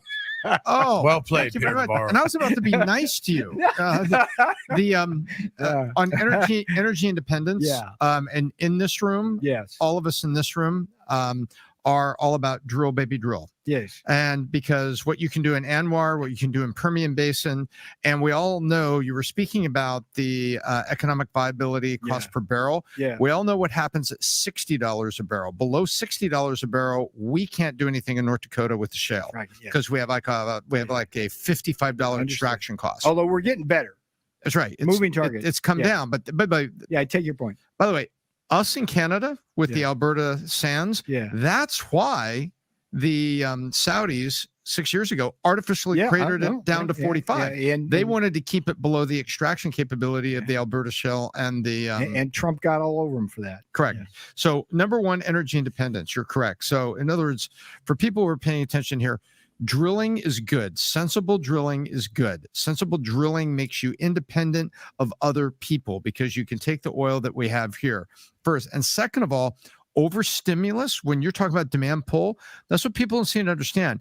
When you give $1.6 trillion to the American people, they don't put it in their bank account and buy, regular consumer staples and get through COVID. They go out and buy a ton of crap. Yes. And it creates its own inflation, Yes. not only with the demand pull, but also the value of the currency value, because you did to M1 and M2 because you threw all this money into the barrel. So if you All right, David, I'm going to turn you into Chat GPT-4 here because this video, we're hearing about Trump, Biden. We're talking here in energy dependence, petroleum, food prices, drilling. Break this down for us, David, as if we're a 9-year-old and explain it to us. about what this means, right? And so specifically to maybe the person on Main Street that is, or just living in Manteca where we grew up and living paycheck to paycheck, trying to figure out how they can provide for their family and how they can leave a legacy or just build a quality life. Let me start wide, and then after I give a description, you can come in with more specifics about what specifically they mentioned from the video that I didn't hit. All right. Perfect. Here's the first thing. He's talking about stagflation, which in the economic world, it's like the worst case scenario. I'm not coming up with an analogy right off the top of my head for this one because I haven't had to teach stagflation before. But imagine like, oh man, like your ex-wife and the partner that stole money from you both join forces to try to take you out. It is terrible because you get a lack of productivity. And so wages don't go up and prices are increasing combined with inflation, the worst of both worlds. Typically, when we see prices going up, that's inflation. You're not getting your wages go up too. So it's like kind of like a rising tide, stagflation is where you're getting hammered on one end and on the other end. It's terrible, which is what every economist tries to avoid. And we've found ourselves in that situation. So why are we there? Well, the first point I want to make is relevant because it has to do with something that's hurting you that you don't see or smell or taste. Like I call it carbon monoxide. All of you that are listening to this believe you're making more money now than you probably did before. Unless you had a significant change, you cut back on your hours, you lost your job, just your average person got raises every year. You think you're making more money. And I'm here to say you're not. You've been getting pay cuts, severe pay cuts for years now. And no one told you. You don't realize it. Normally, Kyle, how would you know if your home is losing value? Don't overthink it. Zillow? Yeah. What would Zillow show you that you would know your home was losing value? That it's going down. Like I probably get like a push notification or something. Or you just look on Zillow and you see a red arrow that says down. Mm-hmm. Fair enough? Yeah. And if it's a green arrow that says up, you're like, oh, my house went up in value. Is that fair? Yep. Okay. What if your house went up in value by 5%, but inflation was 10%? Did you actually gain value? No, you lost value. Yeah. So can we see right off the bat, there's a difference between price and value? That's the point I'm trying to make here. If you use price to determine value, you will be deceived because you don't know what inflation is. They measure the CPI, but that is not the same as measuring inflation. I think in the last 24 months, they've increased the money supply by 80%. That is unfathomable to understand. If they increased the supply of diamonds that you could buy by 80%, what would happen to the price of diamonds? Everyone knew that. They flooded the market with 80% more diamonds. It would plummet. No one would want diamonds. And women would be like, no, I don't want that. You better give me a ruby to get engaged to me, right? I don't want those cheap diamonds. So this is the first thing is you've been deceived. When we measure our economy, we do it by GDP, gross domestic product, which is a metric that the government came up with to try to determine how productive is the country being. Well, the GDP is based on dollars. This many dollars were generated by this many people.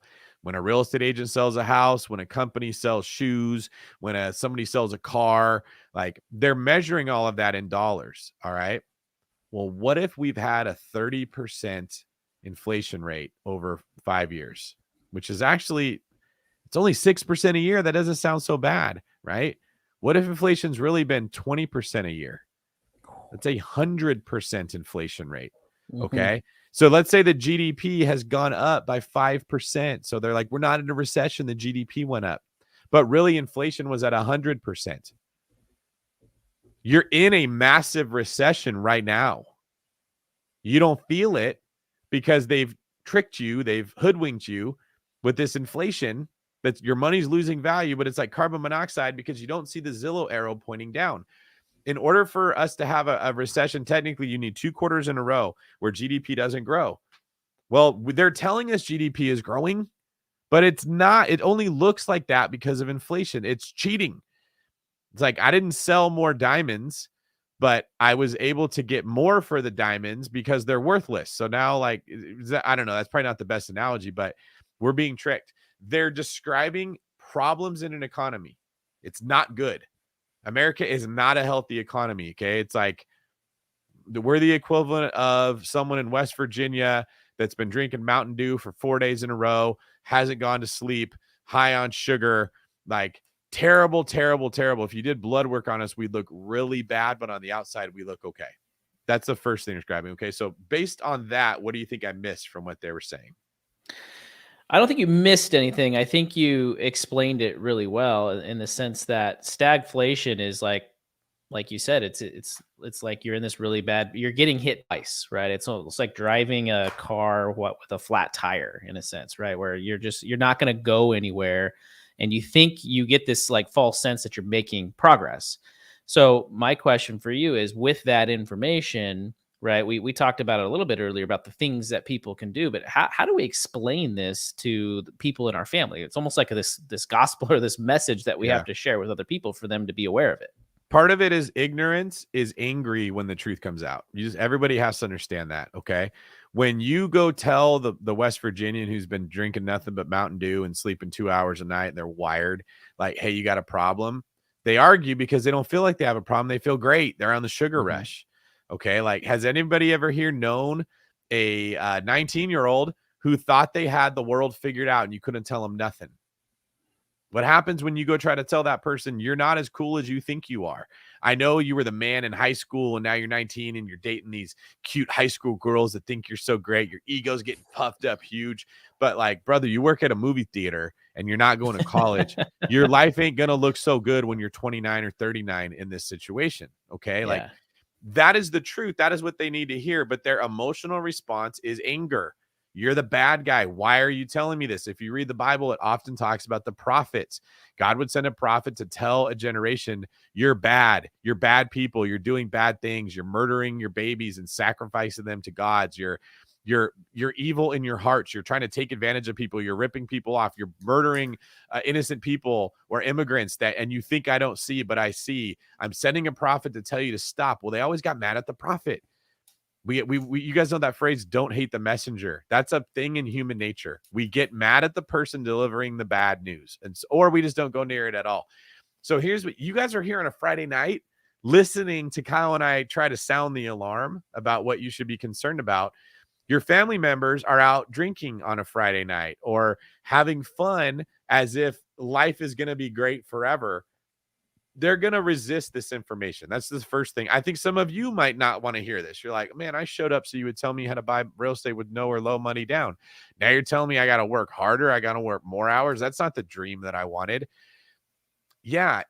If you wanted a luxurious life, you can chase it. I'm more worried about, instead of upgrading from prime grade beef to like Angus grade beef or whatever choice, I'm thinking I don't want to go hungry. I don't want to starve. We're getting in a point that these assets are very hard to find. Wages are not increasing. Everything's becoming more expensive. You are in a chokehold financially, living in America, where every year it gets a little tighter and a little tighter and a little tighter and a little tighter. And it's going to be like, oh my God, I can't breathe. Someone do something. And at that point, you probably can't do anything about it. The time to have done something about it was right now where we're talking this. So when you're trying to explain to family members how to understand this, we had a video put on my Instagram from the retreat that we just did in Scottsdale. Kyle, can you put up the link for that for a future thing? Sure. Yeah. It wasn't even part of the curriculum. It was the first day. We were hanging out in the kitchen and someone asked me about the economy. And I just came up with that diamond analogy. I never said it before, kind of came up right off the spot. And I explained, you'll see it on my Instagram if you go there. If you increase the supply of diamonds by 80%, it's not like everyone knows right off the bat that happened. The public does not find out about that, but eventually the word gets out and diamonds become worthless. That's what's happening to money. Use analogies like that to explain it to your family members. Because what they're going to say is, I feel fine. Eggs are a little bit expensive, but that's okay. We can just do this instead. We haven't started laying people off yet. That's coming. Like, I know that people think I'm this bitter old man. I'm not a huge fan of AI, especially advanced AI. The versions of it we have right now are like little cute gremlins. Remember when they're like new and they're like first born? So fluffy, like a Furby doll. Yeah. You're like, oh, look at that little guy. But like What AI is going to turn into is going to be a Godzilla that causes destruction to the workplace. It just means humans are not going to be as valuable in the workplace. Will they still have inherent value to their parents? Yes. Will they still be valuable to God? Yes. I'm not saying your only value is tied to your work, but specifically your ability to create wealth and have control over the quality of life you want is likely to be significantly disrupted by something like artificial intelligence, making jobs irrelevant for a lot of people. I would say you need to work with some urgency. The people who are not as good at what they do, you're going to lose your jobs. Straight up. I'm just telling you right now. You're going to say something, Kyle? Yeah. What do you? So, I mean, I think the people could be listening to this. A lot of people are agreeing, which I love, and I like to hear the chat. But I'm just going to jump in and be devil's advocate because I feel like there's going to be some people that are listening to this and saying, "David, you're preaching scarcity right now. Your head is like all in the scarcity side of things, and you're not thinking about the opportunities that are coming forward." What would you say to someone who maybe come with that mindset? Let's say we're a bunch of surfers sitting on the ocean right now. All right, and you're saying, well, David, there's opportunities coming forward. That would be like a wave that we could catch on the surfboard. Okay. But if you're just sitting there on your surfboard and the wave hits and you're just literally sitting like I'm sitting right now, do you catch the wave? You get pummeled by it. You get pummeled. What do you have to do if you actually want to catch the wave on the surfboard? You got to get yourself in position. You got to have strong arms. You got to get moving. Start swimming, right? Mm-hmm. And is that initial, I got to start swimming? Is it like a casual, I just want to have some passive income and have a night? No, you're frantically, furiously swimming as hard as you can. Okay. That is what it's going to take to catch this wave of opportunity that's coming. The people who are showing up with this idea like wealth should just come to me, I have an abundance mindset, I'm just going to go grab a couple properties, get 4 deals with FHA loans and then be done, get hammered by the wave or get passed up on the wave and they stop coming. The people that catch the wave are looking behind them and they are like, I don't want to miss it. I don't want to miss it. I don't want to miss it. I got to catch this wave. How do I get in position? I'm learning how to swim faster. I'm getting my surfboard ready. I'm watching the people that are better than me. They are worried about missing it. That's the healthiest state of mind you could be in. Okay. Have you noticed the Golden State Warriors always play better after they lose? Yes. Why, man? Why does that happen?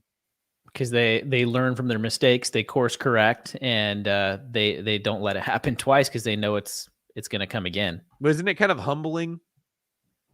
Yeah, like, for sure. I'm worried about the next game with the Lakers because they just won by 30. And I'm like, every time that happens, they get this mindset like it's going to be that easy next time. But really, if you watch that game, the first quarter and a half was pretty close. It did not get blown out until about halfway through the second quarter. And then it did get blown out. Like life is like that. When you've had it easy for so long, you think it's always going to be easy. And guys, we have had it way easy for the last 8 years of quantitative easing. It should have been a dogfight to survive when we shut our economy down for 9 months after COVID. Do you guys realize that America does not produce goods like other countries do? Just think about if we stop looking at money because inflation is confusing as the value of money, we just look at production that was done. Okay. We produce hardly anything. Every other country makes the stuff. China makes the medicine. Southeast Asia makes the clothing. Germany makes the cars. Like we don't make very many things in America. It is so rare that when we do make something in America, we advertise it made in America, like because it's hardly ever happens. Other countries make things of real value and they send them to us. And Kyle, do you know what we send them in return? Money. We send them dollars. And are those dollars worth more or less when we've increased the supply by 80%? They're worth less. Yeah. So the value that we provide other countries in the world is diminishing because we made so much of it like idiots. The value they're giving us is increasing because we're dependent on them. What happens if China's like, you know what, we're not sending you guys medicine anymore, or we're going to put tariffs on this so it's super expensive? What do? Then we're stuck. We have to innovate. We have to do something differently. Yeah. What if countries say we're not going to sell you your t-shirts anymore? Do you know how much this t-shirt would cost if it was like literally made, the whole thing assembled in America? You know how much your underwear, your socks, your tank tops, like I love, are going to cost if we make it in America and you got to pay someone $25 an hour to put a tank top together? Yeah, that stuff is so cheap because we get it from countries where people are willing to work for 14 cents an hour. We're not in a healthy state is what I'm trying to say to everybody. It just doesn't feel bad because the consequences haven't hit us yet. But our only value is the money that we print and send to them, and we're making it worth less. And at a certain point, they're like, I don't want your dollars anymore. There's too many of them. They're worthless. I don't want diamonds. You're engaged to me. I need to see a sapphire. I don't want a diamond. They're worthless. And so, yes, this is me explaining to everybody, your family needs to have urgency. If there's only a couple waves coming, and if you miss that wave, you literally don't get to surf. You got to be looking behind you and paying a lot of attention.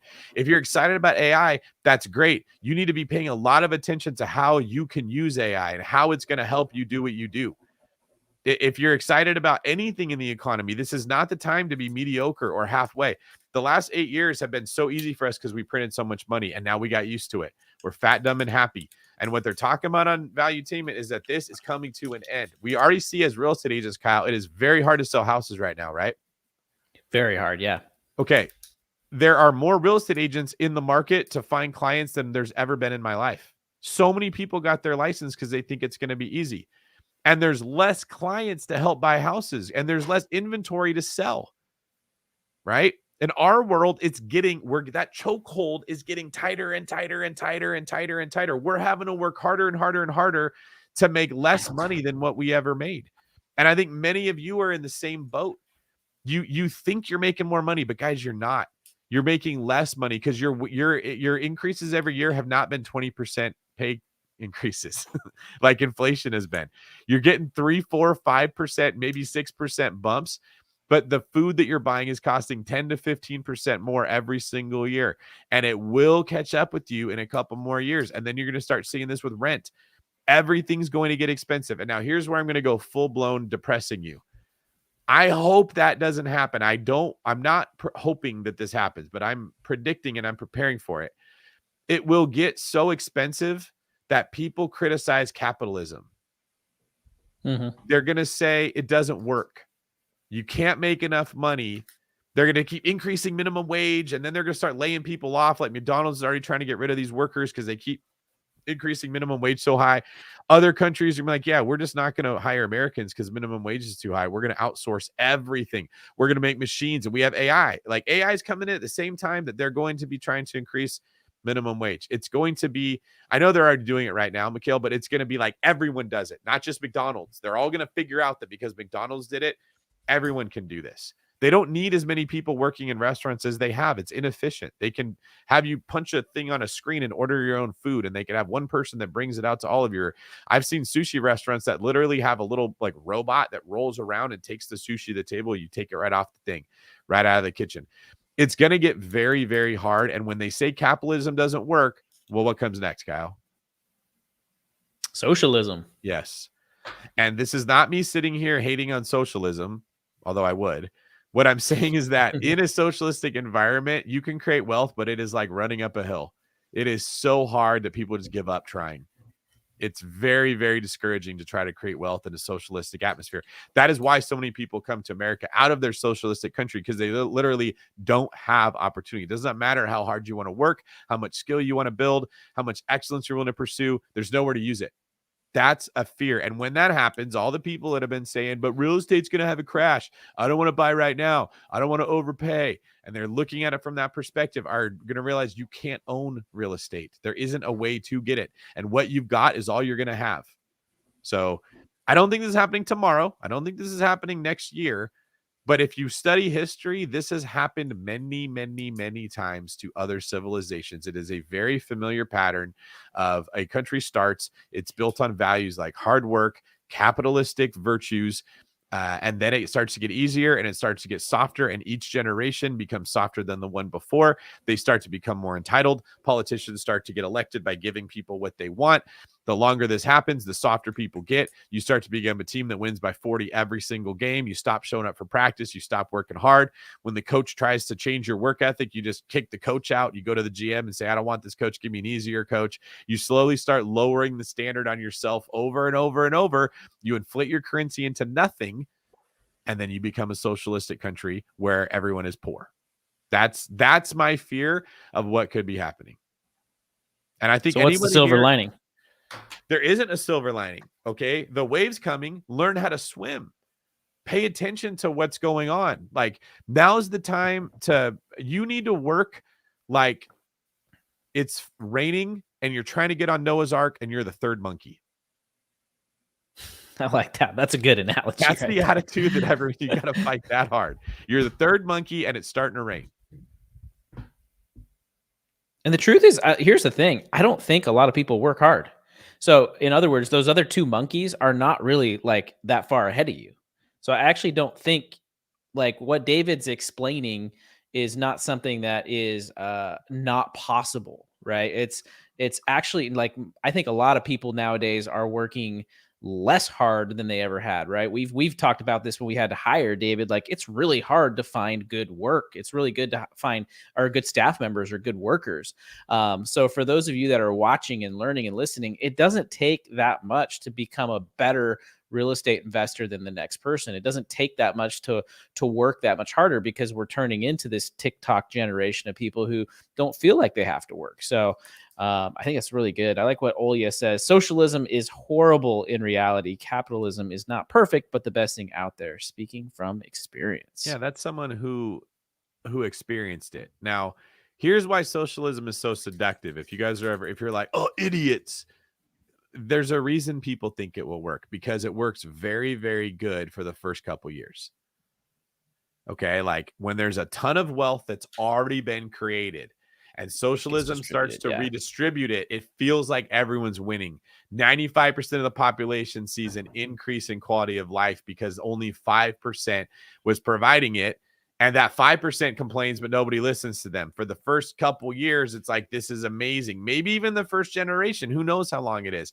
But what happens is that money that gets spread around, the wealth that gets spread around, stops being created. It's like the water that's already in the pool gets spread easier, but you turn off the spigot so water starts coming in. And by the time you realize, oh, there's nothing to spread around, it's too late.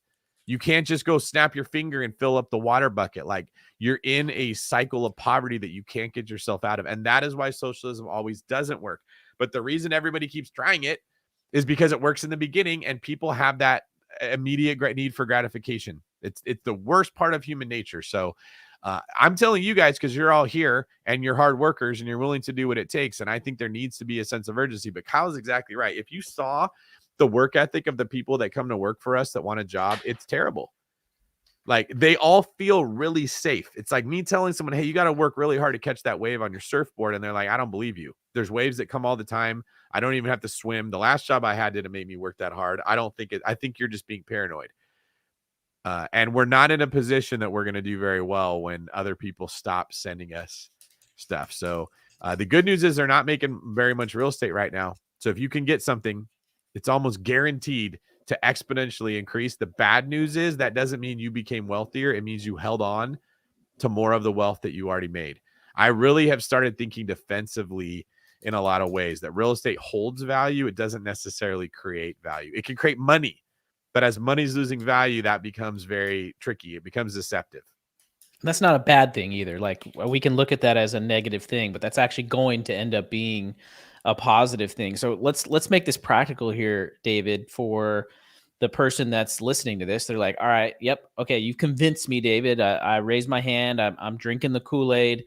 I believe that what you're saying is true. What can I do with this information practically? I don't really know what I want to do with it. I don't know if I want to get into real estate or if I want to just, work a regular job or do both or what. So how can people practically walk away from tonight's conversation with some action steps and things to focus on? If diamonds lost their value because their supply was increased by 80%, would it make sense to invest all your energy, time, and money into diamonds? No. You'd look for something else, right? Mm-hmm. If money itself is losing value, does it make sense to just save up money and do nothing else? No. Okay, so what we have to figure out is what value is out there that we should focus on accumulating. Okay. Real estate is an obvious answer, because real estate's value adjusts with inflation. It's like an inflation protected asset. Okay. But what else can you focus on? What about skills? If like I gave the example in our meeting, imagine like how many teams are in the NBA, Kyle? Do you know? Like 30, 32? What is it? Yeah, like, it's got to be like 30 something. Let's assume it's 32. If you knew that 10 teams in the NBA were going to be cut out, they were getting rid of 10 teams. Thank you. And let's say every team has 15 players. It's 150 players that are going to lose their job. So those 10 teams get cut, 150 players don't have a job, but they still want to play in the NBA. You now have 150 players that are all going to be competing to take a job away from somebody else that's in the NBA, right? Yep. Would they replace the 150 best players or the 150 worst players? Worst. Right. So when you see the opportunity is decreasing, your job is to fight to get as high to the top of that heap as you possibly can. Because if you're in the bottom 150, you're losing your job. One of these other person's going to take it. They're fighting like that monkey that wants to get on the ark, and you're fat, dumb, and happy. Not because money's been coming in so easily and so freely that we're actually so entitled that we're like, oh, I make $150,000 a year, and I live in the safest country at the best time ever. And homeless people have cell phones here, but it's not my dream. I'm wasting my life working. I really want to be on the beach all day. And I just want to build passive income so I don't have to work at all. Yeah, that makes sense until there's nothing to eat. Now, all of a sudden, you're not like feeling entitled. I'll do whatever it takes to win. Okay. When you think you're safe, you complain about how your coach expects so much from you. When you think someone's going to take your job, you show up and bust your hump and just being on the team is enough to make you happy. You see what I'm saying here?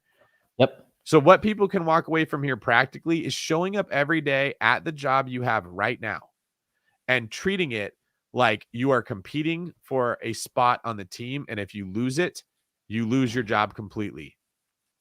You lose, like when you're in high school and you're on a basketball team or a football team, you're getting more than just the ability to play. You're getting an identity. Didn't that make a big difference to your confidence and your esteem? If you were like a football player and you got to belong to the team versus you got cut, they didn't want you and you just felt worthless. Oh, yeah. You're walking around with your head held high, your chest out. You're feeling good. You're popular. You make friends. The girls like you. Your whole life gets better at just getting on the team. And then the higher you are on the team, your life gets even better than that. Right? Like that's why sports were so important to us, because they were more than just being on a team and having something to do. It was like your whole social life depended on that. You had to belong somewhere and had to do something. If you competed every day at your work or you competed every day for your clients, like someone was trying to steal them. Someone was trying to take that person from you. Someone was trying to take food out of your mouth. You would have a much different approach. You wouldn't be showing up saying, I just want to find an easier way to do it. You'd be showing up saying, I want to find a better way to do it because someone's going to come try to take my spot and I want to beat them out. Now, the benefit is the person who wants to take your spot might not be listening to this and might not have the head start that you're going to have.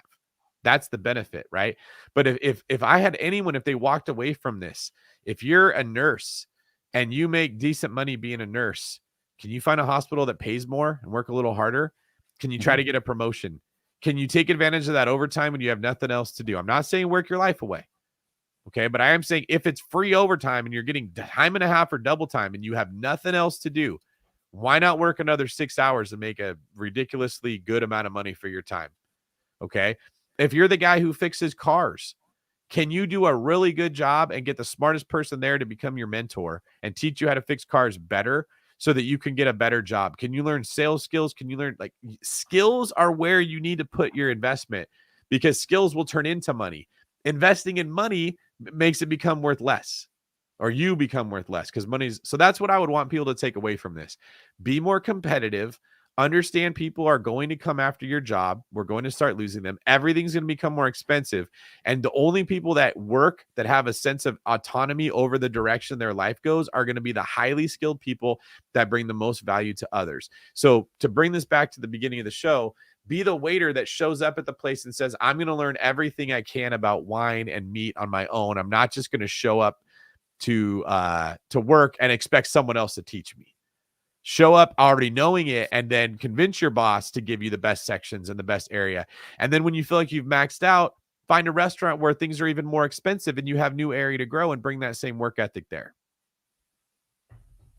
Really well said. I like that. And skills will never go away. You've said that before, right? People can maybe take your money, but they can't take your skills. And I think there's a lot to be said about that. Another cool thing for us to maybe talk about in the future is where opportunities might be lying, right? Like what you said, you got to find the value. If there's no value in diamonds anymore, where can you find that value? And so if you Yeah. build up the skills, how can we connect that with something, with this opportunity for value down the road? That's what it is. And I think you would naturally do this if you understood how bad the situation you're in right now. We don't usually know how bad it is until the consequences hit you. The check engine light comes on your car and you don't take it serious until the engine seizes up, and then you're like, oh my God, I'll do anything. Well, what can you do at that point? Right. And that's why we kind of gave the jujitsu example in the beginning of the show. I know most of you guys don't do jujitsu. It doesn't matter. I got to train as if I'm going to get in a fight tomorrow. Yes. Do I feel safe right now? Yeah. There's not a whole lot of people that are going to want to come fight me, but I have to train as if there is. I'll get the most out of it. And you never know if we are going to go to like global or civil unrest. It doesn't take much for things to get crazier. So I'm not trying to scare you guys. I'm trying to bring a healthy level of urgency and concern, because I think most people are not getting their potential out of life, and they would be if they saw what I was seeing. If they saw how bad it's getting. Yep, the lights are still on right now. The air conditioning's still running. I'm still pretty comfortable, but I'm working like the ant in the middle of summertime, storing away all that food. And the grasshoppers are out there thinking it's always going to be good. You know that story of the ant and the grasshopper, right? I actually don't think I know that You one. haven't heard that? It's just like an old parable of like the grasshopper was sitting around in the summertime, lounging on a leaf, and he was making fun of the ants that were diligently working hard. Like, you guys are working your life away, and there's more to life than just work. And why don't you enjoy your time? And look at you, you're so dumb.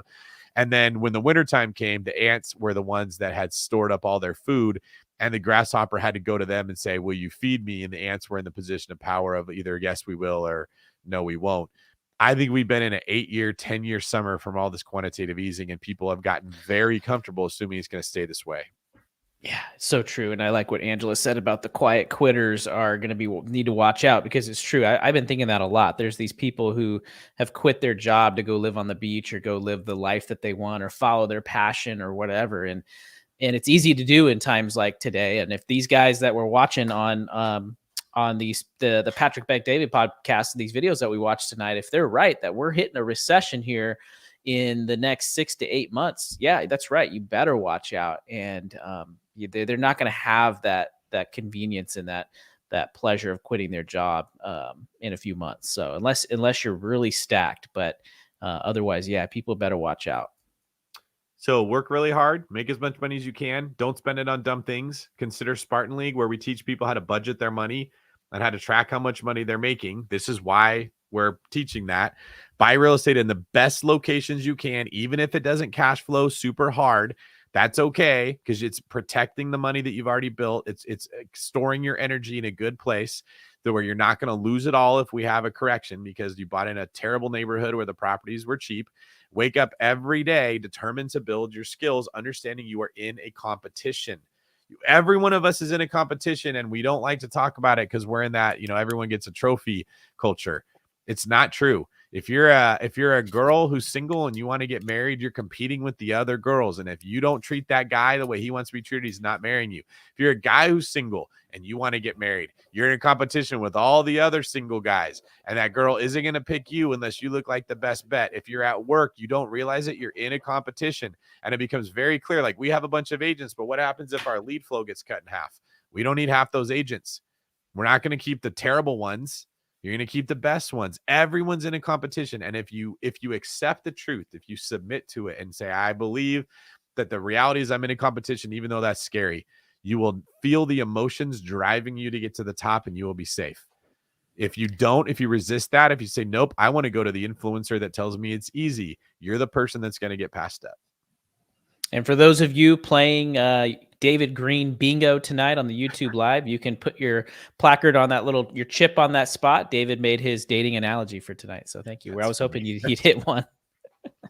We really need someone like Jason or somebody to make that bingo thing. That would be a hilarious thing because I don't pay attention to it, but that'd be really funny if someone was. Yeah. I know Jason had made one, and Angela, and I think Mark Hansen too. So we should get them to make an official. Should we make one that available for everyone in Spartan League?